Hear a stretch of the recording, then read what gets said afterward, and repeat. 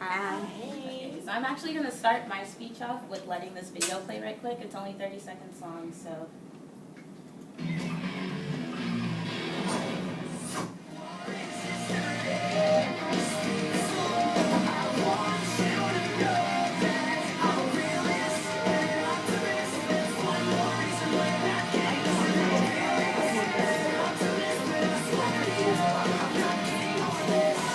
They're going to hell.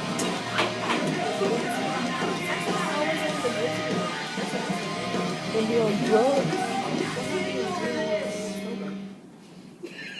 I'm done.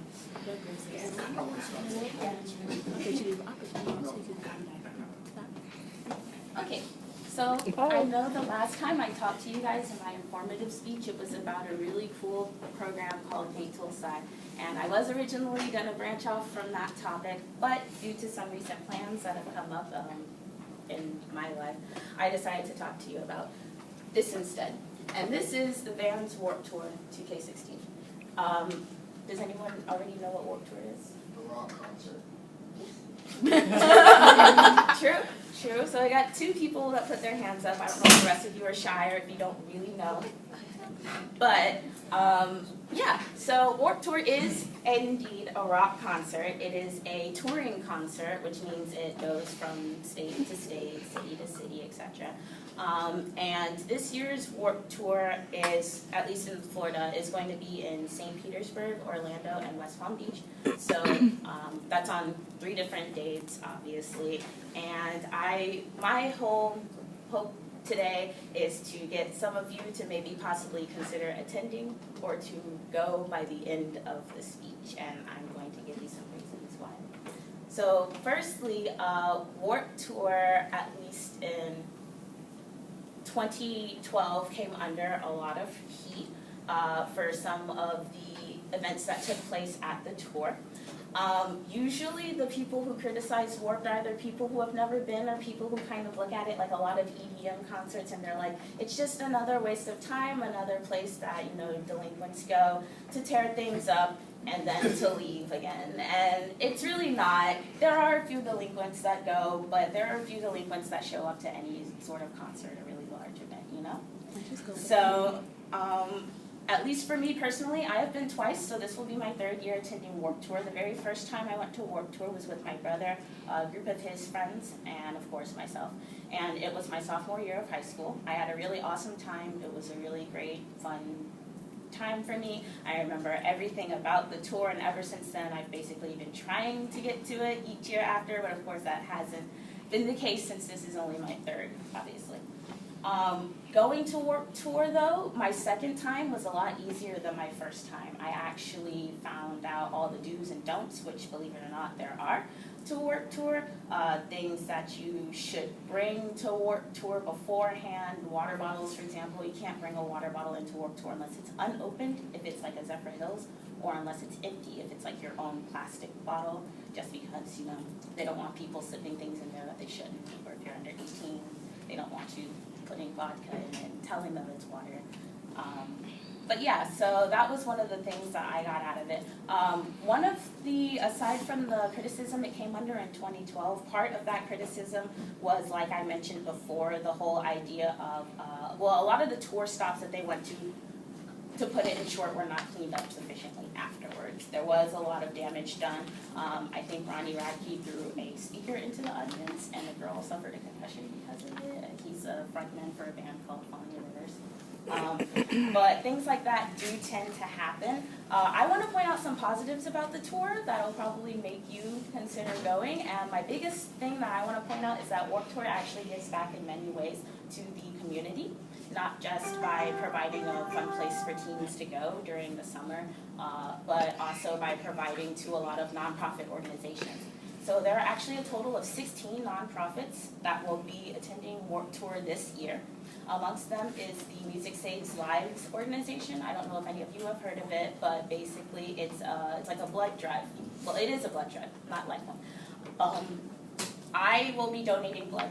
I'm going to try to get out Warped by 6 o'clock. And it starts at 11 a.m. So yeah, I'm waking up very early, like in the middle of the night to go, because I have come to find over my trips to Warped Tour that if you are not early, you are not on time, just like anything else. One of the reasons I recommend donating blood if you do decide to go is obviously because the blood is going to help somebody. It's going to save a life. It's going to help someone who's sick, whatever the case may be. But also, as an incentive, the first 100 people to donate blood at the Music Saves Lives event do receive a VIP backstage pass to any stage of their choice. So hopefully I will be one of those 100 people. Obviously I would actually still donate regardless. I donated my last Warped Tour and I was like the 3,000th person in line. I was standing there for like 2 hours trying to get blood in. Another foundation that is going to be at Warped Tour is called FARM. It actually stands for Farm Animals Rights Movement. So FARM is also the acronym. But FARM, basically, like the title says, it's a nonprofit organization as well that helps farm animals that are being severely mistreated. I don't know if any of you know this, but chickens are actually the most abused animal on planet Earth. They are locked in tiny little cages. They are fed unhealthy amounts of hormones. They are beaten. They are genetically enhanced. If you get a chicken breast at KFC that is bigger than your plate, that is a problem. You should not be consuming them. What's up? If it's organic. If it's organic, it just means that the foods that the chicken are being fed contain no byproduct or preservatives. It doesn't necessarily mean that where they're being kept and housed and everything like that is still a great pace. They can still be like being kept in a crappy position. But another thing I wanted to mention about Warped Tour is that they have a food drive. So if you show up, you can bring foods, unexpired cans of foods to the drive, donate it, and if you are, again, within the first 100 people to donate some food to the drive, then you will also get a pass that will let you get autographs, skip the autograph line to go see whatever bands you want. That's at any tent or band, so you can use that one multiple times. It's not like the VIP one where you get to pick one stage. And you also get to take a photo with whatever band is there, so that's another pretty cool thing. Fun fact, in our last year, 330,000 cans of food, not cans, pounds of food were donated to the food drive. So that was a really cool thing.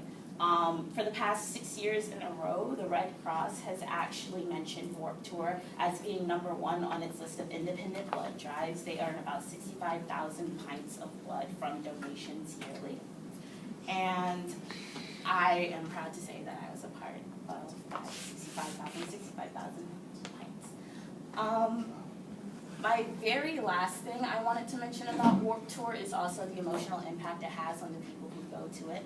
I interviewed several of my friends and a couple of coworkers who mentioned to me that they went, and 3 of them in particular did have life-changing experiences from this. Like I mentioned before, a lot of troubled youth do attend Warped Tour, and for them it's more than a concert. It can be a way to basically keep them out of trouble and alleviate like any stress they might have going on in their personal lives, and I know we all need some form of an outlet. And this is one that I do partake in myself. But yeah, that's about it. So I really hope that you guys think about going if you don't have any plans for the summer. It's July 1st, if anyone is